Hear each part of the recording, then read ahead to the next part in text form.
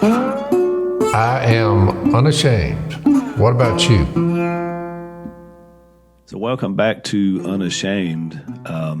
It's interesting. This is we're recording today on Super Bowl Monday, I call it. It's the one day of the year when my wife actually joins me and watches an entire football game. I don't know if you fellas or have the same thing, but Lisa never watch. She'll watch a little bit here and there, but she actually sits down and watches the whole game. Of course, we're kind of interested in the commercials.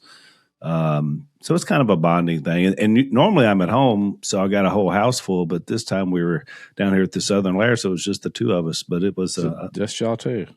Yeah. Super Bowl Sunday. So this is where we're going. Well, guess what, Al? I missed Super Bowl Sunday. I missed it, the whole thing. You didn't watch it. I actually, well, you don't understand something, Zach. Look. Are you like boycotting it, or are you we had a storm. Yeah. We had a storm come through here. You were here for the first couple of days, and then all of a sudden. Ice apocalypse. I got out of Dodge. You got scared, and you took off. I don't know if I got scared. I got busy. I had bills to pay. I had people to see. Yeah. So, mouths to feed. We missed it because we have no internet. We have no TVs. We have the only device that actually is functional at our house is my wife's phone. So, so she said, well, I want to have little man's birthday party, but I was thinking about Super Bowl Sunday, and what do you think about that? I was like, well, how would we watch the Super Bowl? And she's like, well, that's why I'm thinking about doing it on Super Bowl Sunday. So that's what we did. So for me, this is kind of Dinosaur Monday. Dinosaur Monday. Yeah, we as a dinosaur theme for the kids party, into dinosaurs. Look, okay, and just to show you, what was that question? Somebody had a show one time. Are you smarter than something? Fifth grader. Are you smarter than a fifth grader? So let me put it to you this way: if you ask me, are you smarter than a 4-year-old? I would answer, depending on what the discussion is about. Yeah. Because this kid knows every dinosaur that is out there, which was shocking. I bet he's also better on your phone than you are as well. Well, my phone's not working, so I got a 4-year-old at my house, and I'll tell you this: I was sitting there last night. Matter of fact, and Fred, I just got Fred a phone. Now there's a lot of parameters on it, but he's 14 now, so he just got his first phone. Too young. The only people he can call is family. I've got it all set up. No internet. This thing is locked down. There's no social media. No social media. He's got about 25 people he can call on the phone. Every one of them's related. No, see, I think you messed up. You had an opportunity here. You need to just give him the phone, but have it where it's not functional. 14's too early. So, because look, I had this conversation with little man because he's like, J-Rock, do you want me to fix your phone? And I was like, sure, because he knew my phone wasn't working. So look, listen what this little kid did. At this point of his life, he's only 3. So I get the phone out, and look, you know what he started doing? He started running his finger across it, swiping. You know how people swipe stuff, which is now a thing. And I thought, he's seen so many people do that. He knows that if you stick your finger on it. And so I told him, I was like, no, it's not for using, because it didn't work. I was like, this is for just looking at. It's kind of like a piece of hard rock candy, red.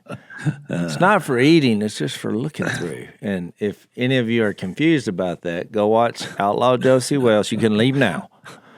Go watch it and come back and resume. Well, Lone Waddy. I didn't do that. Because I got to get a hold of him when he's at practices and stuff like that. I don't have to, but I like it's for me, not for him. Well, but did he give you that idea, or did you? No. Well, he's been working me for years. That's what I'm saying. I'm immune to all that though. That doesn't faze me. I mean, That's true. If I feel like you're trying to manipulate me or gaslight me, I become like a stone wall. I mean, you know what that's like. That's a family trait. Anytime we. Well, here's my point. In 1980, how did I get picked up at school? I didn't have a phone. Guess what? I just sat there. and looked up. Yep, here somebody came. It's just crazy that there was no communication involved. They knew I was there, and then they came and picked me up. Yeah, it's a noble concept, but for a few thousand years, people just lived. So I feel I'm in this state now because I've just become a lot like my dad, but I was forced into this way because there's nothing works mechanical. So there's way more work going on. Well, you probably outside. saved yourself. Well, I was going to say that what Ruth last night, she's 4 years old, and she has somehow watched him. And she knows his she knows his passcode to get into his phone. I was shocked that she's literally picked that up. I don't even know. I'm like, can you even count to 10? But she can work. She knows how to. Yeah. I mean, she can count to 10. But I'm like, she's like the fact that she knows that these kids they figure it out even at 4 years old. It's kind of funny. But you didn't miss anything. You didn't miss anything on the Super Bowl. It was not a good game. The game was terrible for the most part. I mean, I say terrible. I mean, it was just so defensive. It was just punting. It was just, I don't know, it was kind of boring until the fourth quarter. Those are key neglected parts of the game. Yeah. Did a person on the special teams get the MVP? They didn't, but they should have. The running back got the MVP for Seattle, but they could have easily given it to the punter for Seattle or the field goal kicker. I mean, really, they deserved it as much as the running back did. So that was that kind of game. Yeah. The punter was amazing. But so the big controversy was, of course, Bad Bunny, who when I first called him Briar Rabbit because I couldn't remember his name. But his name was Bad Bunny, and apparently he's from Puerto Rico, and he's a singer, although I'd never heard of him. But it became controversial sort of before. So I went – I didn't watch the halftime show. I don't typically like it anyway, and it seems like they've just gotten – worse to me in the last decade. So I went to the Turning Point. They had an alternate halftime show, and you would have liked it, Jase. The one guy that I can't remember his name because I'm not a huge country fan, but this guy was singing a song, and he said, "It's not easy being country in this country these days." And so I thought that was a pretty good line. It kind of reminded me of the Country Boy Will Survive line. So you had to change the channel. Yes. To go watch an alternate halftime show? Is that where we're at now in our world? Well, they offered it, and I heard about it, and TBN, which is, was that Trinity Broadcast Network, which they're kind of like normally a religious channel, they carried it on DirecTV, and so I just flipped over there, watched it. They had several singers. Kid Rock was on there, but he only did one song. But and they talked about Charlie Kirk and they talked about Turning Points. I just thought it was pretty good. And so I missed the whole other thing, but I just noticed when I looked on X and other things, there was a lot of back and forth about it. It's so bizarre the place we're at culturally now that like literally the Super Bowl, like football. A football game is like you have to choose your side and make your. It's just because at one point that was the one unifier, right? That was the one place you could go, like the Super Bowl, and not really have. You could just laugh and like not think about politics for one day. But you're right. It came down to it was almost like you were choosing sides at the halftime show. Yeah, there's a guy out there named John Stonestreet. We ought to have him on the podcast. I really like his stuff, but he is I think he runs the Colson Institute. You guys remember Chuck Colson? He did a lot of Christian worldview ministry and stuff. But last year or so, I can't remember. I listened to a podcast he did about these different pillars of society. And he was talking about how they've all pretty much evaporated, like the family, the education, like it's all these pillars have collapsed, and the only one left standing is the pillar of politics, and it's bearing the weight of like all of society, and that's why everything is political now. And so it's kind of a lament when I was watching this thinking that we really do have like a super divided country right now. And it made me sad to think about that. I hate that. Yeah, that's where we're at. But yeah, I mean, well, maybe Bad Bunny needs to take a rabbit hole for Jesus. I like that, Jase. Because about 75% of what y'all just said, I have no idea what you're talking about, which is okay.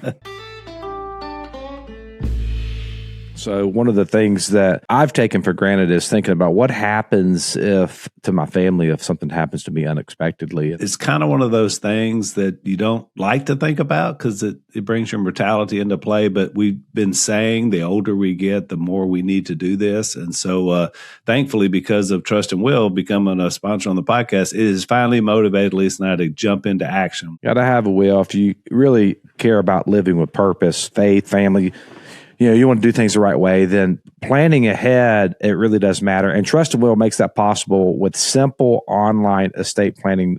Is very simple, very easy to use. Knowing that if something does happen to me or Jill, then, hey, our kids are taken care of. Trust and Will keeps families connected through generational planning. You could create a will plan in as little as 30 minutes to protect guardianship of your children, pets, asset distribution, healthcare directives, all that stuff. Their products are also state-specific, attorney design, and they're customized for your needs. So Trust and Will was created by legal experts designed to grow with you. Easily update your plan at every stage of life or transition. Trust and Will has bank-level encryption and secure sharing features, and they provide amazing customer service. So protect your legacy and your loved ones today, tomorrow, and beyond with Trust and Will, the most trusted name in online estate planning. Go to trustandwill.com/unashamed to get 20% off. That's trustandwill.com/unashamed to get your 20% off. Trustandwill.com/unashamed. Well, I've about turned it all off too. I mean, it's hard to, it's all that, it's just too, it's like, but the outrage culture too, I don't like that either. I mean, I get on one side, like, obviously there's a lot of the sexual promiscuity and just, I don't want my kid watching that, but I was out on the Super Bowl halftime, honestly, years ago when the Janet Jackson, wardrobe malfunction.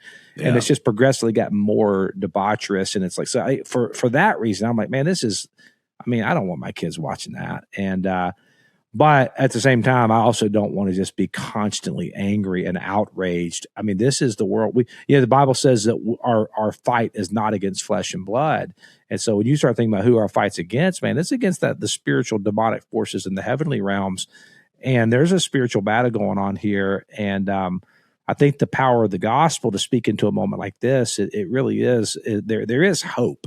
You get, if you get so into the cultural divide, then for me, and this may not be for you, but for me, it's been like it robs me of my joy. It robs me of the vision and the hope that I have in the kingdom. I'm like, I just got to keep coming back to that truth of what the Hebrew writer says about the kingdom of God, that we don't belong to a kingdom that can be shaken. We actually belong to a kingdom that can't be shaken or destroyed. And so I always kind of like think about, I hide back under that, like the wing of God. I think about like him as a wing, and you get in these moments, you get angry, you get whatever, fearful, go back into the wing of God. We do belong to something beautiful, and we are safe and we are secure. You know what I mean? And nothing is going to come against the people of God. Nothing's going to take the kingdom of God down. Not going to happen. Well, part of it is, I don't know, Zach, you do marketing and, you have businesses and you do media content. I don't quite understand the NFL mindset of like this it feels consistent to me that it just doesn't speak to a big chunk of your audience. I mean, would you not at least every, few years just throw us a bone of just somebody that's at least neutral or like is just there to perform? Why does it always have to be so provocative? I mean, there's been controversy ever since they announced that this person was going to do it. He's very political. He's very vocal, apparently, in his views. And so they almost knew it was going to happen. So I don't understand the mindset of having a base of your customer and just never seems like it matters to them, And the NFL now is just, they keep repeating this cycle, in my opinion. Well, I haven't seen they hurt their brand, I think. I haven't seen the stats on it. I did see an article about the Turning Point USA halftime show that it was like, I want to say like 6 million people were watching at the peak on just YouTube. And so that's a pretty big statement there, because that's not 6 million people. That's 6 million views. As you can imagine, a lot of these people are casting it on their screens in their homes, and so they might be, that. And that doesn't even capture them all. You're right, because I was watching it in a completely different method. So that number is much larger, I'm sure. And I don't know how many households, were watching the Super Bowl. I was curious. I wonder if the numbers have gone down over the years. I mean, I remember as a kid, the Super Bowl was like everybody was watching it. Like, I mean, everybody was watching the Super Bowl, and everybody got the Domino's pizza or Pizza Hut, and we had the 2-liter Cokes, and every youth group party. I mean, it's like this way. The youth groups did this back in the 90s, and now I bet a youth group you couldn't turn it on, at least a halftime show, but I didn't. But to be fair, I didn't really know who was playing, and I don't really keep up with the NFL anymore. But you watched it. I did watch it because it's you knew we'd be talking about it because everybody else would be talking about. But like Jill got home because she spoke at an event in Alabama, which I was way more excited to talk to her about that, because she spoke at an event with some like an intimate gathering at a farm. I actually got one of the hats I'm repping here from a farm down south of Birmingham, Alabama, and so she came back and was like, "Oh, Zach, it was so amazing!" Like, the Holy Spirit was just present. And so we're talking about that. And we're talking on the phone. She'll be home about 7. I said, well, you'll be here right in time for the game. And she said, what game? I said, the Super Bowl. Oh, is that today? I was like, yeah. Said, who's playing? I said, I don't know. I'll look it up. So I didn't really know. And I feel like I used to know every player. I knew every stat. I knew all of it. But you're making my point that I feel like the NFL has lost a relevance with people who used to love the product. And I don't know if they have or not. I don't know if they have. I mean, I'm curious. I haven't. Well, they have with me. I can only speak for myself, but I'm definitely that way. I don't watch near the games. I still will know who's playing and be aware, sports aware, but I care so little about it now. I mean, I was cooking hamburgers, on and off from, the whole first half of the game.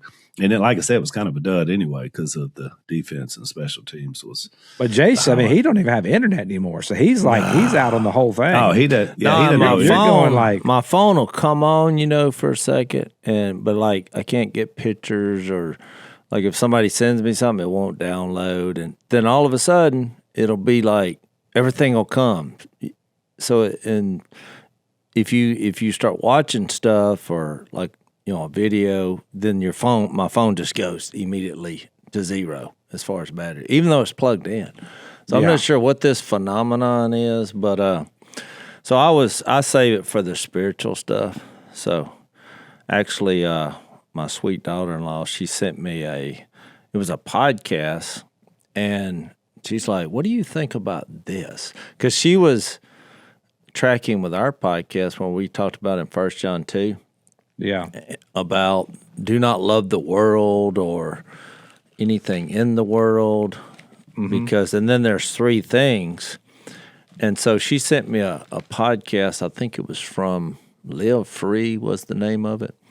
And I wound up listening to the whole thing, but because they made a connection with those 3 things described in the world, which is what y'all just talked about not liking about the Super Bowl. It's like when you see the satanic world trying to make a platform over a football game, well, you're like, well, why am I watching? I just want to watch the football game.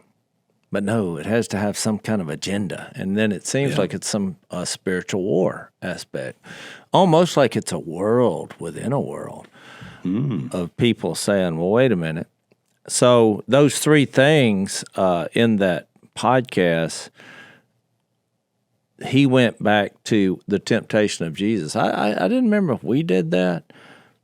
We did. Where you see, we did?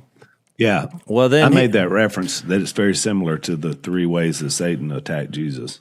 Well, listen to this. So, and we should have kind of hung out there because that is true. I mean, he had the lust of the flesh, which he tempted him with the bread, saying, turn these rocks to bread and eat. So then you had, what was the second one? The one that he took him up to the top of the temple and said if he threw himself down, and tested God, and then he quoted a verse that says no harm would come to him. So he was basically trying to get him to test the plan of God, and he did it at the temple.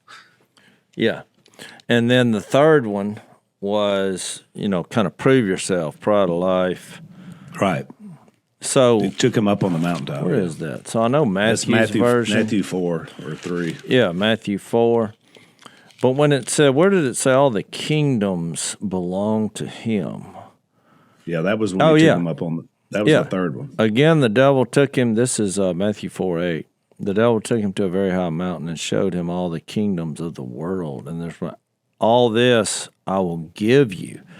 So this fellow made the point, which I agreed with all these conclusions. I just never had gone down this rabbit hole to get there. He was like, well, Jesus didn't argue, well, these are not your kingdoms. And so he was making the point, well, what about the verses that says Jesus is the King of Kings? Like there's a Revelation 1, he's the ruler of the kings of the earth. Yeah. He's at the right hand of God.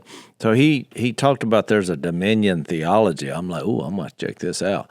But it basically was what we've been teaching in Daniel 7 with Jesus. There's going to be one like the Son of Man come and establish his kingdom, and he's exalted above all.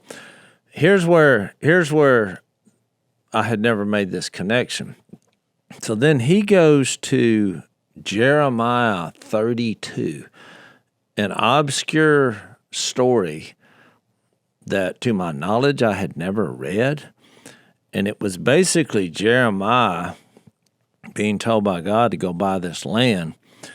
And it got a little confusing. It got a little bit Bible nerdy.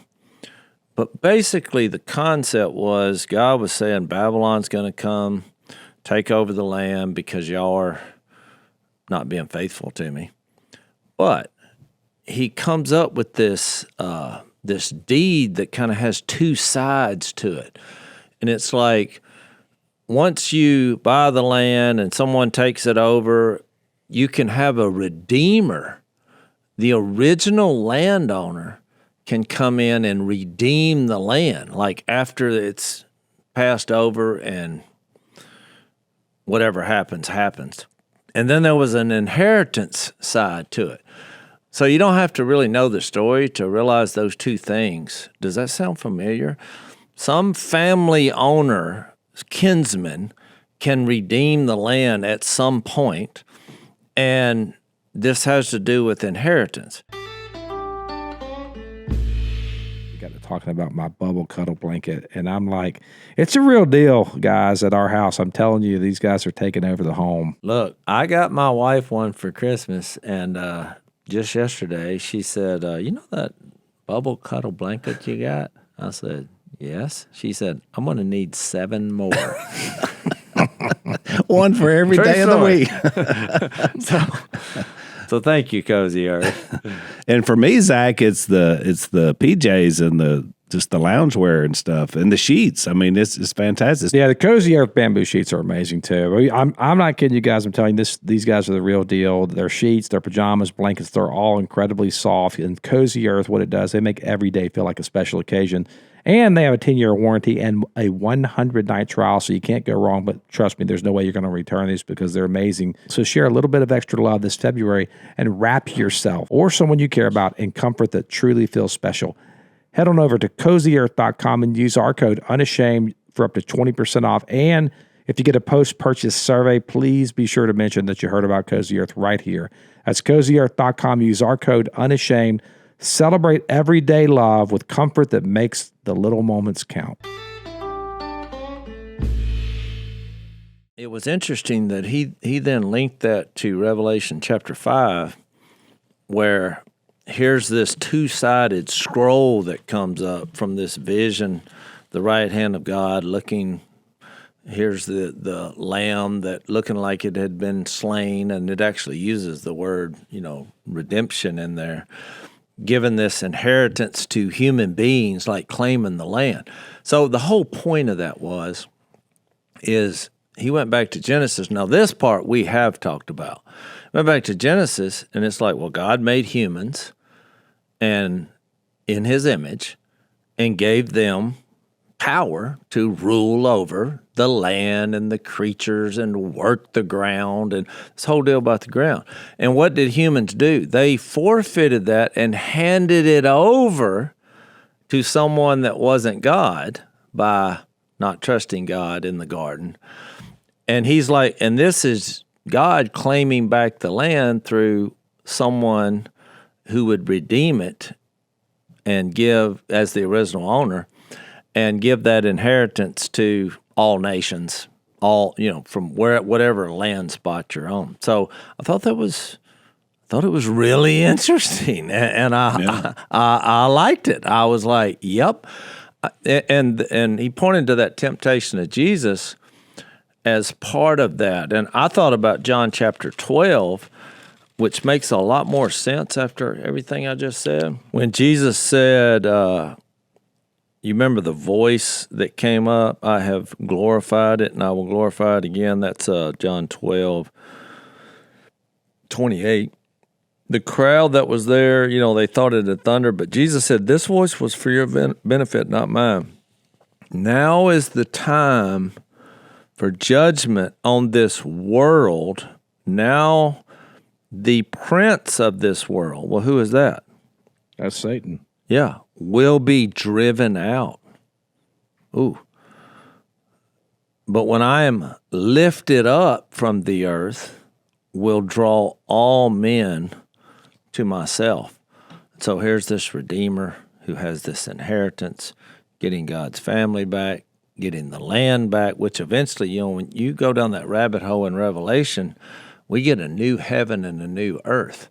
And the evil one is somewhere in a little place called the Lake of Fire, with his entourage. So I thought it was really interesting. No, that's a great point. I mean, you think about like that. That's what I was trying to say earlier about like how do Christians respond to all of what's going on?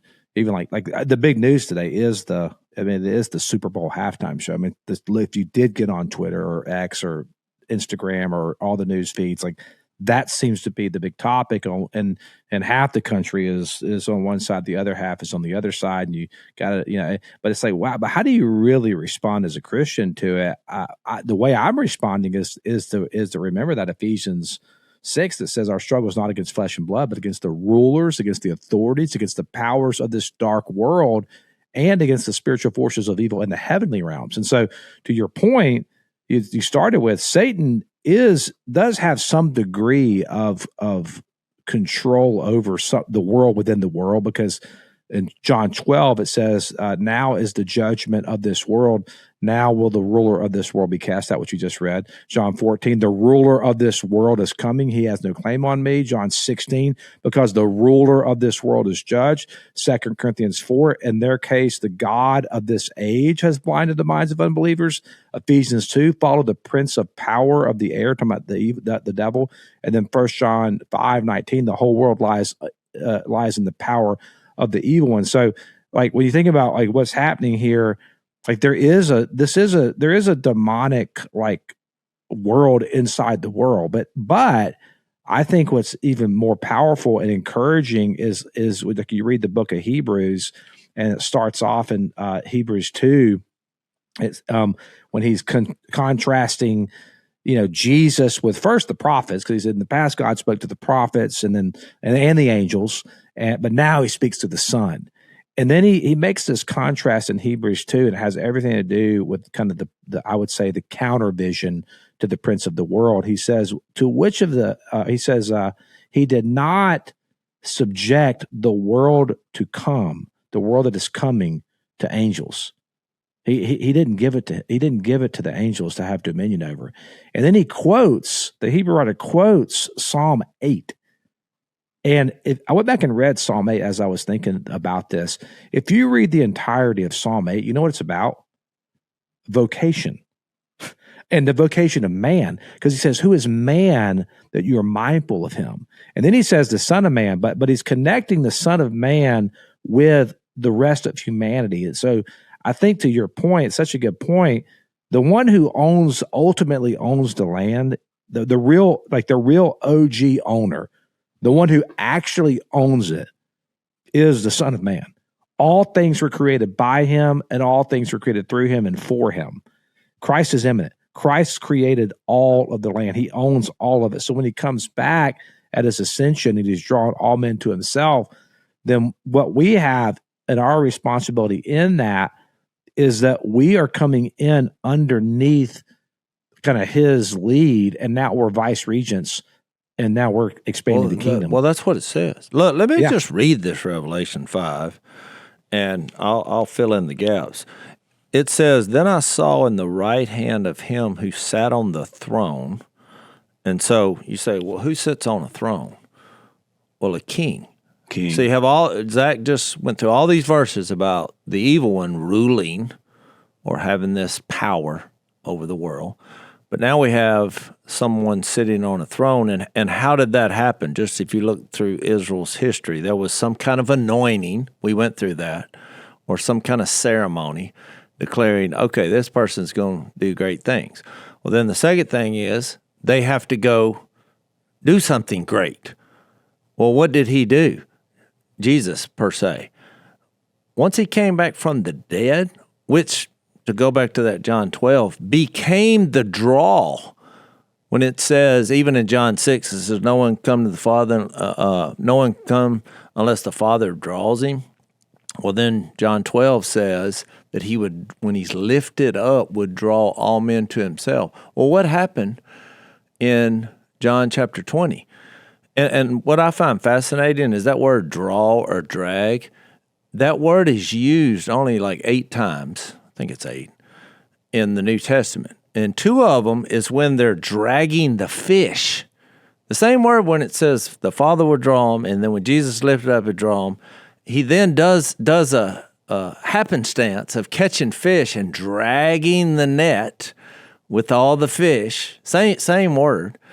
And then what happens? They're drawn to him on a bank where they're eating fish with a guy that was dead 3 days before. Yeah. Oh, that's the draw. The guy was dead, and now he's alive. You don't think that's the greatest draw in the history of draws? You're going to go check this out. You're like, wait a minute. We saw you die. We were fixed to have the funeral, and then we couldn't find you, and now we're eating fish with you. Okay, we're in.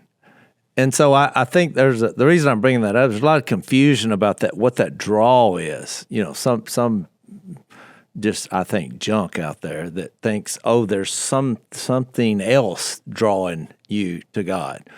This is why he came down, and he came back from the dead, and guess what? There's a draw to that. We're drawn to the idea of living forever. So he uses all those instances, which is that number 2 thing, which is, did he do something king-worthy? I think coming back from the dead means you're the king of all kings, because no other king can claim that. Yeah. They all die, and then someone takes over. No one's taken over for Jesus. He can't be killed. And so then the third thing is this actual, ascension to the throne, that's the setting here in Revelation 5, where it's like, I saw in the right hand of him who sat on the throne a scroll with writing on both sides and sealed with 7 seals, which is why I brought up the Jeremiah 32, because there was 2 sides of this deed, which the redemptive side of it and the inheritance side. I saw a mighty angel proclaiming in a loud voice. Well, here we go. Who is worthy to break the seals and open this scroll? And there's a lot about scrolls, like in Ezekiel 2, I think it's like 9 and 10, somewhere in there, which is using the same language. But no one in heaven or on earth or under the earth could open the scroll or even look inside it. I wept and wept because no one was found who was worthy to open the scroll and look inside. Then one of the elders said, do not weep. See, the Lion of Judah, the Root of David, has triumphed. Well, who's that talking about? That's talking about Jesus. That's talking about Jesus. All Our new partner, Mando, when they sent me this stuff is legit. It actually works. Hey, as soon as I saw the creator of it talking about it, and back then it was just for women initially, and then they came out with Mando for men, but I was using it, the women's ones. It was so good. That's because she explained the science of it, about why it worked, and it is amazing. Mando is a whole body deodorant, pits, thighs, feet, everywhere. It was created by a doctor to stop odor before it starts, not just covered up. And it's clinically proven to control odor for up to 72 hours. They've got a solid stick option or an aluminum-free spray, both without a bunch of questionable ingredients, and that's the big deal. You know, Mando's subtle scents like bourbon leather, clover woods, and Mount Fuji, which was what I wear. You can find Mando at Walmart or Target, but for the best deals, go to shopmando.com. Some men mask their BO with scents. Don't mask it, Mando it. Available at retailers near you, or head on over to shopmando.com, because for a limited time, new customers get 20% off site-wide with our exclusive code. So make sure you use our code UNASHAMED at shopmando.com for 20% off site-wide plus free shipping. That's shopmando.com. Please support our show and tell them that we sent you. Mando's got you covered with deodorant plus sweat control. Say goodbye to sweat stains and hello to long-lasting freshness. He came as Israel's representative, God in human form. He is able to open the scroll and its 7 seals. Then I saw a lamb looking as if it had been slain, standing in the center of the throne, encircled by the 4 living creatures and the elders. Now, a lot of scholars make a big deal about that because they're like, well, he wasn't sitting on it. But then I think that's where you get into this now, not yet. Because only when you get to Revelation 22 is it saying, here's Jesus at the right hand of God taking his position, and then you see the new heaven and the new earth. So I just wanted to throw that in there. But he had 7 horns, 7 eyes, which are the 7 spirits of God sent out into the earth. He came and took the scroll from the right hand of him who sat on the throne. And when he had taken it, the creatures and the elders fell down before the Lord. They had a harp. They had the prayer of the saints, and they sang a new song. Now listen to this new song. You are worthy to take the scroll, to open its seals, because you were slain. There's your redemption. And with your blood, you purchased men for God. And watch from where? From every tribe, language, people, and nation, the whole earth. You have made them to be a kingdom and priests to serve our God, and they reign on the earth now and later. So I just think that's incredible, and it's a good point to see how kind of the Old Testament was predicting that. I think this is where I think this is why it matters how we respond to certain cultural issues. And look, what I'm going to say here, I know it's maybe provocative and may make some of you upset, but I think it's a core teaching of the Scripture, so I think we should look at it, that you can't get so angry at quote unquote the opposition that you forget this fact that they are image bearers. They are, like, every human being is an image bearer, even in their most depraved state. Because you look at Genesis chapter 9, and in the worst of the depravity, God's still like, don't murder your fellow brother because they are image bearers. All right. So people are image bearers, and God has an agenda. Particularly his agenda is he wants to draw the nations to himself, all of the nations. So that verse you just read, listen to what he says here. He says, worthy are you to take the scroll. This is Revelation chapter 5 that you just read, and to open its seal, for you were slain, and by your blood you ransomed people for God. So there's what people is he talking about? Is he talking about Israel, the nation of Israel? Well, listen, from every tribe, and language, and people, and nation. So who are the people that God ransomed? They're from every tribe, every language, every nation. God ransomed all kinds of people, and you have made them collectively into a kingdom and a priest of God, and they shall reign on the earth. So what's happening here, this is a nod back to Exodus 19. when God told Israel, I'm going to make you into a kingdom of priests. Well, that's what he was talking about the whole time, was that Israel was going to be expanded far beyond just the nation of Israel. Now we are all part of Israel. And so when you get to the end of the Bible, that Revelation 22 that you mentioned, the final picture is not the nations sneering at each other. The final picture in Revelation 22 is not the nations revolting against each other. The final picture actually is that there will be a tree that is going to have these leaves on it that will be a healing balm for the nations, that the nations will come together.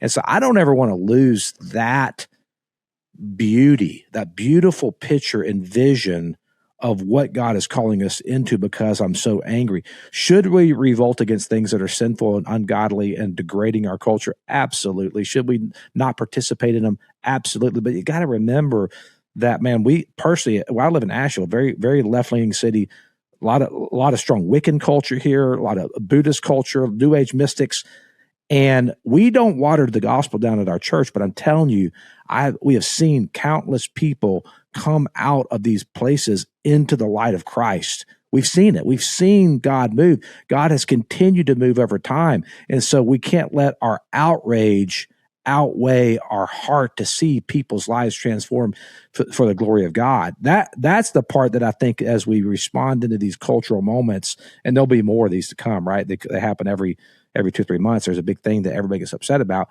I'm not saying that we shouldn't have righteous indignation.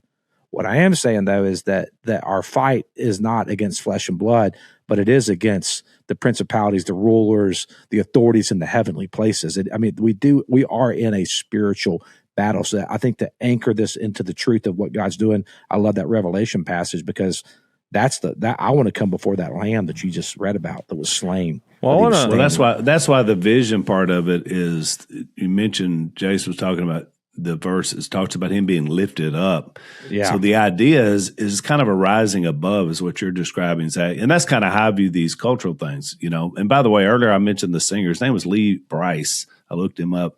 And that song he sang, "It's not easy being country in this country these days." And one of the things, Jase, he said in the song, he just talking about hunting and shooting deer and pickup trucks and, you know, country song. But then he says, "I believe in a resurrected Jesus." And I don't think I've ever heard anybody in a country song say that before. And so I did think it was kind of interesting that instead of Bad Bunny, he was talking about Easter Bunny, about a resurrected Jesus, which I prefer. But I'm like you, Zach. I find myself kind of chuckling at the whole situation and kind of a rise above. And does it really matter? You know, does it really matter? Al, that's what they should do. They should have a steel cage match with the Easter Bunny versus Bad Bunny. And my money is going on. Could you throw Bugs Bunny in there too, maybe to be the referee? He can be the judge. But why is this funny? I think this is true. The Easter Bunny is coming back from the dead, even if you kill it. Bad Bunny, guess what? He's like a fire. But I wanted to make this connection. But he could come to Jesus. Bad Bunny could come to Jesus. Share Jesus. Look, keep this in mind. Keep this in mind. Kid Rock, I had a flashback in 1999 when he came on stage. I was like, Kid Rock was not, it's like, what is going on here? It's like a fever dream. I'm like, because I grew up in the late 90s. I was in college in the late 90s. And so I remember that MTV culture, and like it was interesting to see him back. Which is my point, which is why you shouldn't be watching TV all the time. This is what happens. On the halftime show, when Kid Rock was performing, in a picture, did you see that? He was on Rogan's podcast. And Rogan said, "So you really think this Jesus guy is real? Was really there?" He said, "Oh, I don't think it. I know it." Which, if you'd asked me in 1999, if you said the Kid Rock's going to say that, I'd have been like, that's not going to happen. So that's my point. So he came to Christ, is what you're saying? He came to Christ and was bold. And then it was so funny because Rogan's like, "Man, I want it to be true. I don't necessarily believe." He said, "Oh, well, do you want me to tell you some more about him? Because you need him dude. I mean, it reminded me of, it was like Dad was on Rogan. It was Kid Rock, and I'd never seen that before. Well, which men, according to what you read, Jase, which men is Christ drawing to himself? All men. All men. So that's the call. I mean, it's all men. Well, we're gonna wind up in Romans at some point in this, because I had an epiphany where I think we missed something when we went through Romans the first time that I noticed in 1 John. But I wanted to get this in, because if you say, well, what does this all have to do? You go to Revelation, and when people go to Revelation, they tend to lose their minds. So, Jase, I think it's safe to say that our whole lives have been around fresh fish and the love of it, both in the catching and the consuming. Yeah, we lived the commercial fisherman lifestyle for about 25 years. And we still love it. Obviously, it's still the best way to eat fish. And so I was super excited when Wild Alaskan Company became one of our sponsors on the podcast, because they know all about fresh fish. And so the first box that they sent me of their fresh frozen fish was sockeye salmon, coho salmon, Pacific halibut, Pacific cod, and Pacific rockfish. And I have to say, because I sampled everything, we put it on a smoker. They're all delicious. Wild Alaskan Company is the real deal. It's 100% wild caught, not farmed, just like when we fish from the river. So there's no antibiotics, GMOs, or additives. Wild Alaskan is delivered right to your door in perfectly portioned 6-ounce packages. If you're not much of a cook, they give you expert tips. It's full of nutrients, and it tastes great because it's frozen right off the boat. The fish in your combo box varies each month because they only fish for species that are abundant. We love that they want to protect the wildlife and that sustainability is such a priority. If you're not completely satisfied with your first box, Wild Alaskan Company will give you a full refund, no questions asked, no risk, just high-quality seafood. Not all fish are the same. Get seafood that you can trust. Go to wildalaskan.com/unashamed for $35 off your first box of premium wild-caught seafood. That's wildalaskan.com/unashamed for $35 off your first order.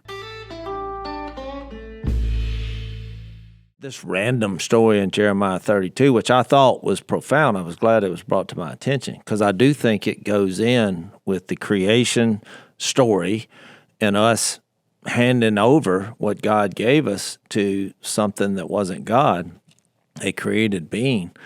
And he does rule over our world. And you see it every day. Mm-hmm. But that's why Jesus came down. And this now not yet philosophy that we talk about so much, we house the Holy Spirit of God, and that is the spiritual war that's going on. We're speaking truth to the celestial beings in hidden places that we can't see in the heavenly realms and on earth. So, but I just wanted to make the connection that, when the book of Revelation starts off, he quotes in Revelation 1, because Revelation 1:5 is very profound. That's why this is a thing. It says that Christ, let me read that verse, is the ruler of the kings of the earth.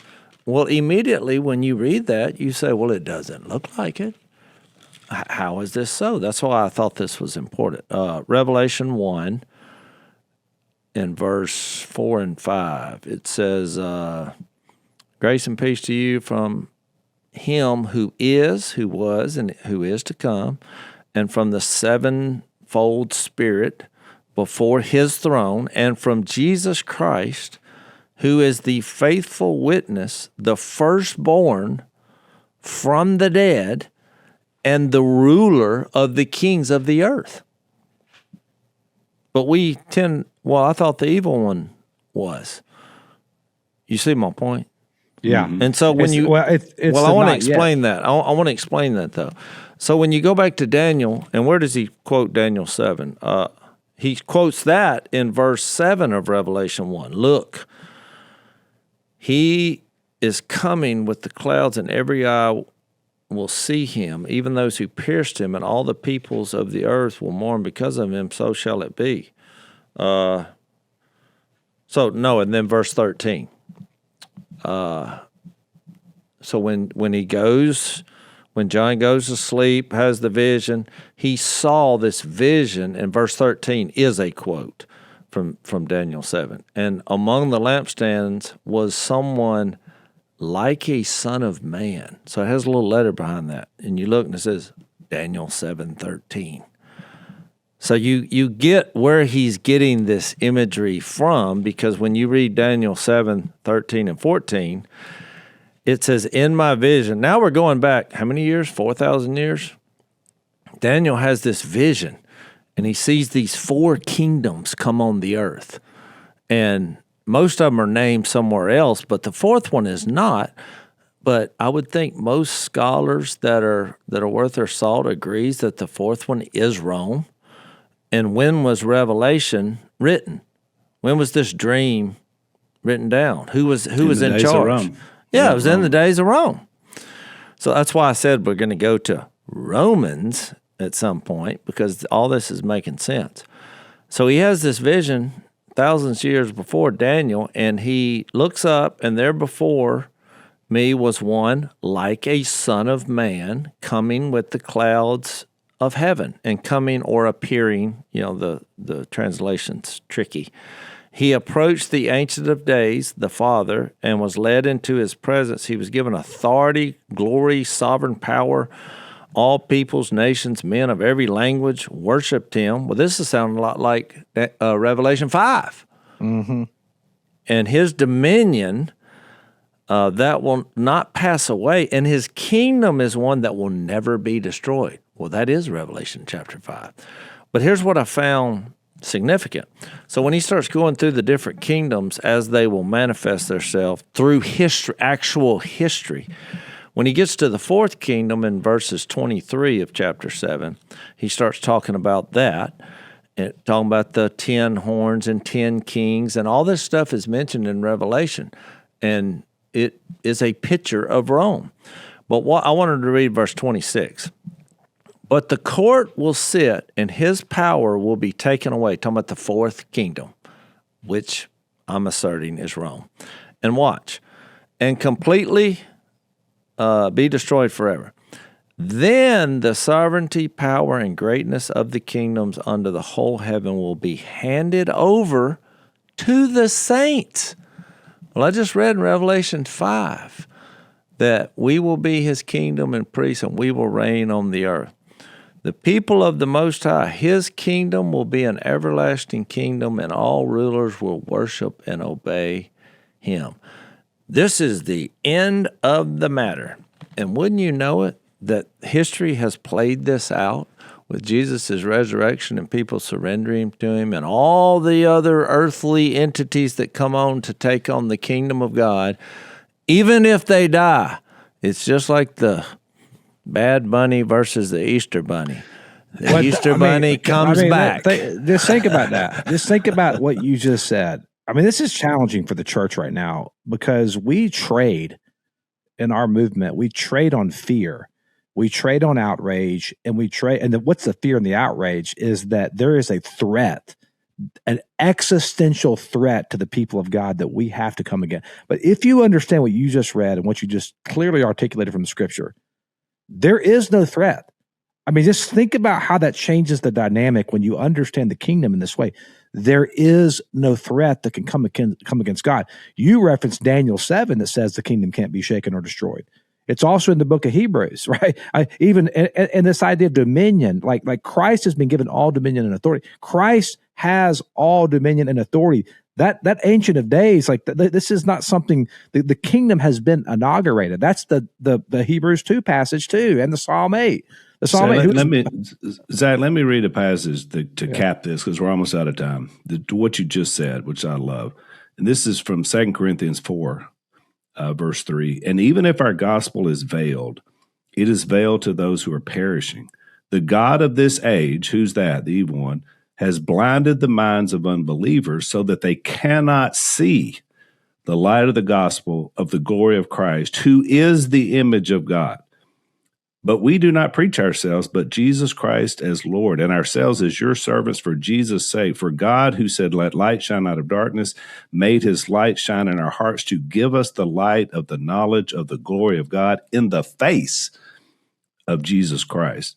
And then he says down in 16, therefore do not lose heart. That's your point, Zach. Do not lose heart. Don't trade on anger. Though outwardly we are wasting away, inwardly we are being renewed day by day, for our light and momentary troubles are achieving for us eternal glory that far outweighs them all. So we fix our eyes not on what is seen, but what is unseen. For what is seen is temporary, what is unseen is eternal. So let me finish the fight. So ding, Bad Bunny runs out, but he sees the Easter Bunny looking like it's already been slain. And he's like, well, what happened? The fight's over. Well, then he's like, no, he's dead. And then he comes back and he's like, yeah, I did that for you. Forget the fight. You need to come follow me and let's Bad Bunny fight the thinks real he enemy. won because he's sitting there looking at the dead bunny. That's right. And then all of a sudden, and he comes back, and guess what? Then you killed me, but I didn't die for long. And you know what like Bad Bunny does then? He takes I know what he does. He takes a knee. I mean, come on. If you can't get fired up and know the truth of Philippians 2, this is my hope. Every knee will bow. Where?